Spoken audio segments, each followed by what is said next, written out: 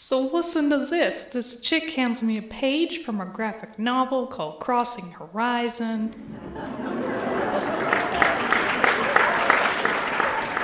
This is Jessica reporting from the living room. Here I'm scanning the page in 3 parts, because any scanner that's actually big enough for art costs more than your firstborn. Using the New Testament as a paperweight, I scan the top, middle, and bottom sections into TIFF file format with medium gutter shadow correction and auto photo post-processing, which boosts the contrast and sharpens the image.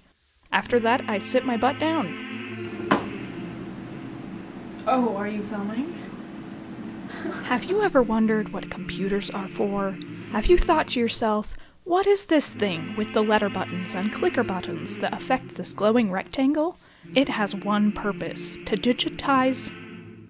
It has one purpose, digitize. It has one purpose, to digitize Kylie's Crossing Horizon pages. Here's how I do it. I use GIMP. If you haven't heard of it, it's photo manipulation freeware, because I'm a classless pleb and it does a darn fine job. We start with the 3 images I scanned before. I've already smashed them onto a blank template with blue guidelines indicating where the paperback margins will be. After months of fist fighting the digital printers over margin requirements, I dress my wounds with only my teeth and the torn strips from my wife beater, and then drag the images till snugly inside the safe zone margins, except for the right side where the forced background is intended to reach the page's edge. After they're positioned, I have to combine the 3 layers of Kylie's drawing into one seamless image.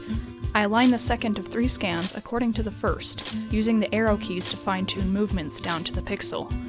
No matter how straight I think I'm scanning an image, it always gets a little skewed, so I rotate a layer to the right or left by a fraction.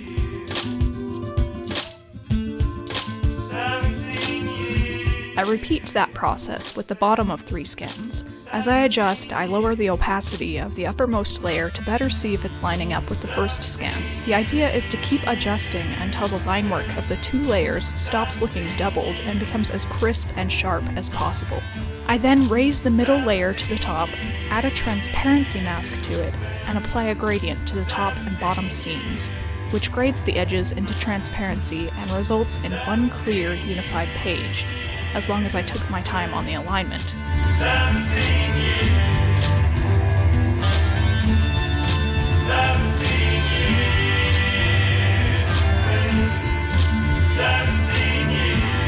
I flatten the image to 1 layer. It's still in an RGB color profile, so I desaturate it to wipe out any blue tints left over from Kylie's pens. I blacken the blacks quite a lot, whiten the whites a tad, and darken the midtones slightly to ensure the backgrounds and shading are pronounced. This helps restore some of the contrast lost in the scan. Bolder is better, Mom always says. I actually just said that, she would never say that. Next is selecting the white margins to remove all gray speckles, even seemingly invisible ones, so it's clearer and no discrepancies crop up in case of page or printing adjustments later on. I use the Fuzzy or Magic Select tool to select the margins. There's always at least 1 breach in the panels, so I add another layer and fill in the gap with the paintbrush. Don't draw on the original page no matter how many confidence-boosting positive affirmations your meditation app whispers to you. I can reselect the margins now with greater accuracy.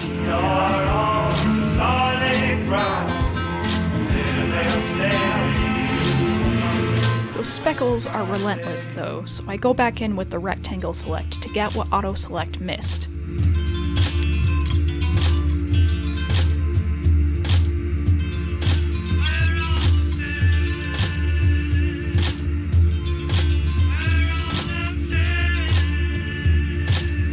I fill the selection with white on a new layer. I clean up the outsides of the panels with the paintbrush and ruler, which will make a huge difference later on. This isn't a completely necessary step, especially if the style of the page is meant to look more organic or distressed, but for the sake of this page, we're going for a clean, heavenly look. Whenever you find a line you're unsure about, ask your supervisor. Hey Kylie, what do I do about this seedy line? If she confirms your suspicions, wipe out that line like it's your smudged mascara after watching a penguin bloom. 17 years.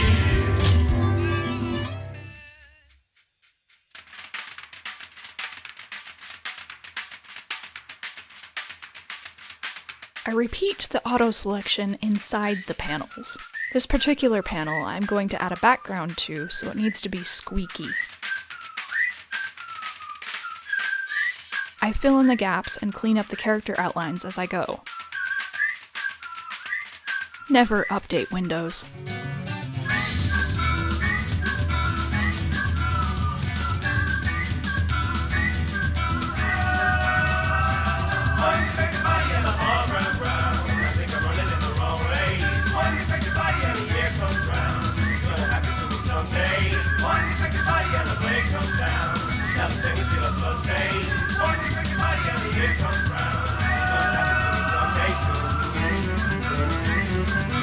If there are speckles speckling my speckle of patience, I grow the selection by a pixel, and they get wiped out like microwave chocolate cake on an Ace Attorney night. Add a transparency mask and fill the layer with black.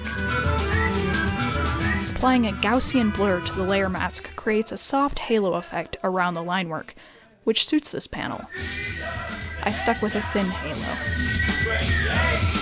Now's the more creative part. I have no idea what I'm doing with my life, so I fiddle around with options using the same mask as the black backdrop. Somebody help me. What is living and why have I? Where's my 4-car garage and savant children?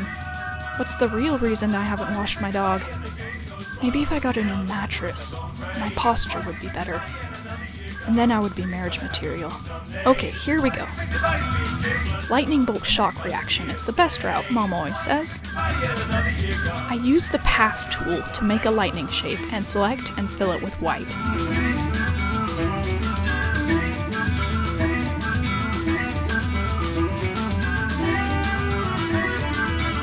I use the shift filter to distress the edges. Then I apply the transparency mask to the layer, add a new one, and apply a gradient to taste.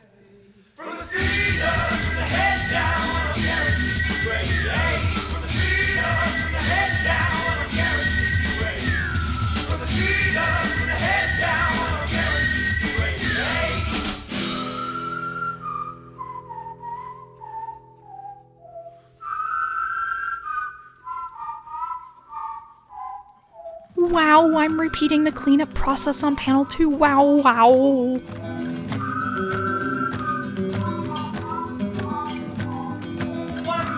Here you can see the texture of some whiteout on top of the shading that got emphasized by the scan. So I'm gonna apply a helping of cruelty-free foundation to Theo's neck, using the bristle brush with rotation dynamics to texture match, color picking as I go. It's important not to cover up everything, otherwise Theo's makeup might look more nightclub than poolside fresh. This technique is a loose imitation of pointillism in painting used in art restoration, in which I'm an expert because I've seen at least 2 videos on YouTube about it.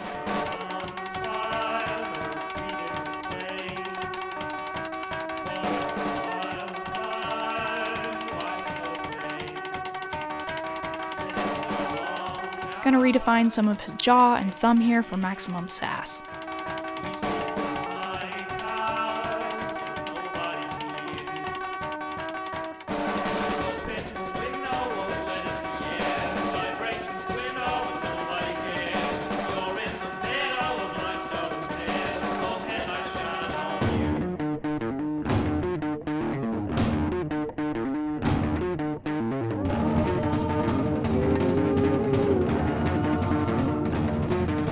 This next part is the sad part. My supervisor told me there needs to be more space for the speech bubble in this panel, so I need to take Miles and Theo down a notch. I make a rough selection, copy and paste the selection, and insult our heroes till properly diminished. I hide a chunk of Kylie's artwork with a transparency mask and clean up the edges.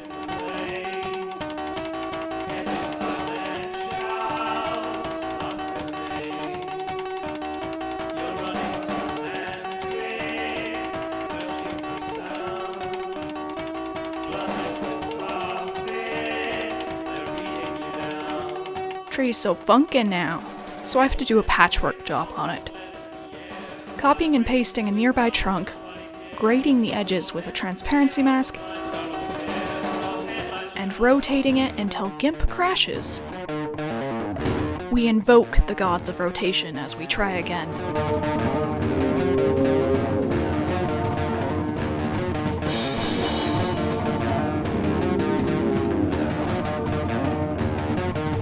I repeat the process until the tree is seamless and texturally sound, and it looks like Kylie drew more tree than there is, because art is about deception and villainy. We repeat the copy and pasting. Sorry, these pronouns are making me uncomfortable. Like, do I speak in the first person plural or singular? I mean, you and I aren't literally doing this together, I don't think. Maybe you are working through me, and I'm just a puppet to your omnipresent machinations. Anyway, I'm just gonna continue sounding self-important. After the paste job, going in with the bristle brush to redefine the bark's grooves helps with structural continuity.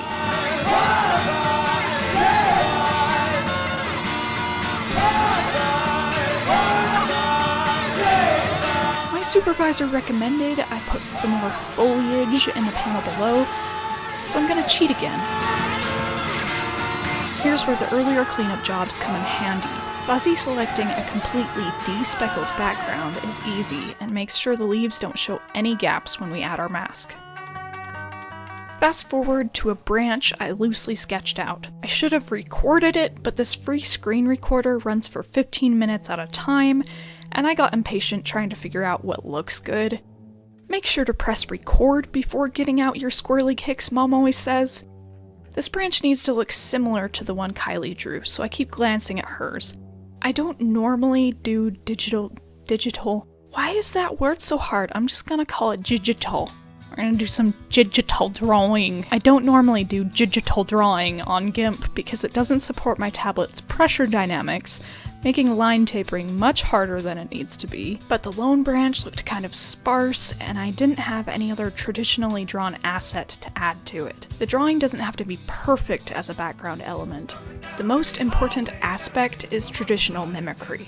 After shading some woody parts, I changed my brush to a dry brush stamp, and chuck it where it could look organic. Stumbling down dirty hallways, and his name is Bubba Flood, sing the Bubba Flood. Not a sound, but I'm falling, blackening, I'm caught in the flood, yeah, I'm caught in the flood.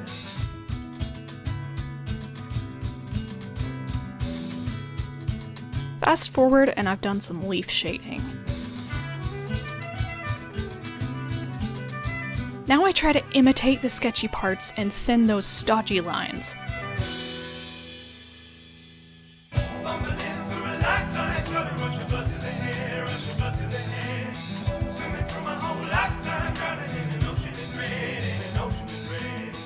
Fumbling for a lifeline, sudden rush of blood to the hair, rush of blood to the head. Swimming through my whole lifetime, drowning in an ocean of red, in an ocean of red.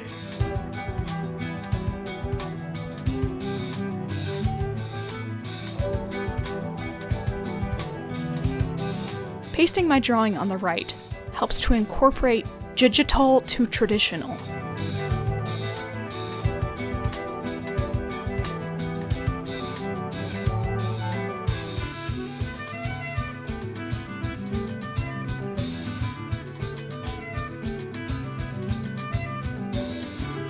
It's not a perfect imitation, but from a distance, everything should look unified. Next panel cleanup. Other than that, this panel is sufficiently saucy, as is. The panel on the bottom left looks good to me too, so I'm skipping to some in-between panel detailing. The composition of the page should be coming together at this point. And since the first panel's black background contributes some heaviness, I felt the need to balance the values by creating some darker framework around the bottom panels, while incorporating some artistic variety and environmental grounding. Kylie's previous drawings come in handy here. The patchwork begins.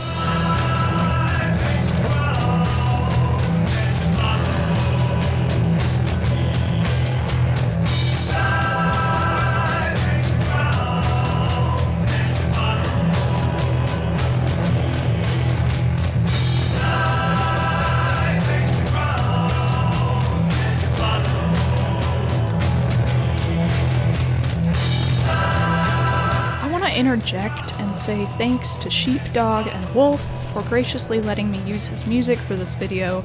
Sheepdog and Wolf's latest album, Two Minds, dropped this year and is objectively better than everything, so check it out.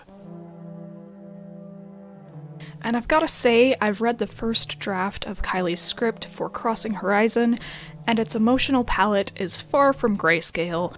I'm honored to be a part of this amazing project, and knowing what's to come next, I'm struggling to stifle my excitement before I blurt any spoilers. Crossing Horizon is jam-packed with a motley crew of characters, all with diverse, fleshed-out stories and personalities tossed together in a zesty salad that will make you feel things you've never experienced, like satiation after eating a salad. I layered two differently contrasted versions of the backdrop on top of black framework for an abstract monochrome overlay.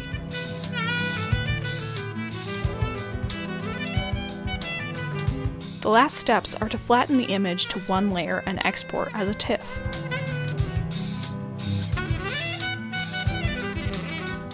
And we're done!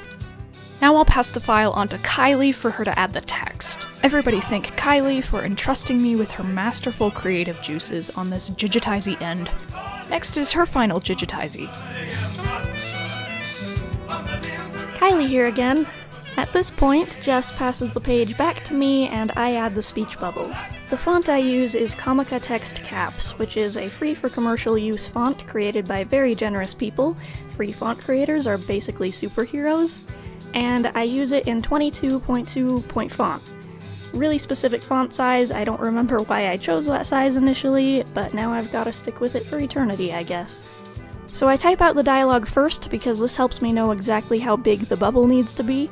Then I add the bubble with the ellipse select tool to make a perfect oval. Once I have the size and shape I want, I go to select and create a new path and a new layer for the bubble so I can move it around freely. Then I go to paths and fill the bubble with white, then I fill the stroke path or the outline in black, and I put the text back on top. For this next bubble, I wanted something a little more angry, so instead of a perfectly circular bubble, I drew in some messy, jagged lines. It's intentional. Mostly. And it wouldn't let me just autofill this shape with white. Did I mention I'm not great with digital art? So I just did it the long way by painting the inside white. 17 years.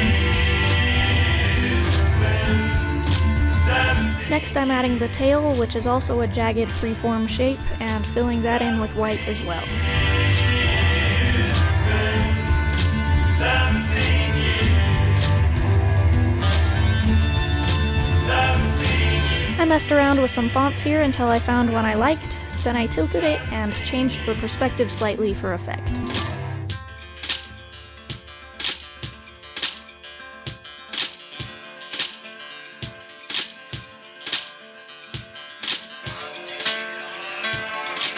Moving on to the next bubble, it's just repeating what I did on the first one, and then I draw a little tail. I just erase a portion of the line and we've got our bubble. And we're gonna repeat all those steps one last time here. Sometimes I want a small portion of something to be in front of a bubble, like Theo's hair here, so I just carefully erase a part of it. And I'm doing the same thing with Miles' head on this one. And that's it! The dialogue is complete. And here's the finished page. Once again, this is page 14 from chapter 3. A page like this usually takes anywhere from 4 to 6 days total to create. Thanks for taking the time to watch the process. I hope you found this valuable in some way. Chapters 2 and 3 will be out very soon, so keep an eye out. Thanks again, and have a great day. Special thanks to our Crossing Horizon Patreon supporters, Luke Walker, Slipface Band, Gordon Lincoln, Jim Winward, Gordon Brack, Ralph Fanius, Yada Duck, and Heather Ard. Thank you so much!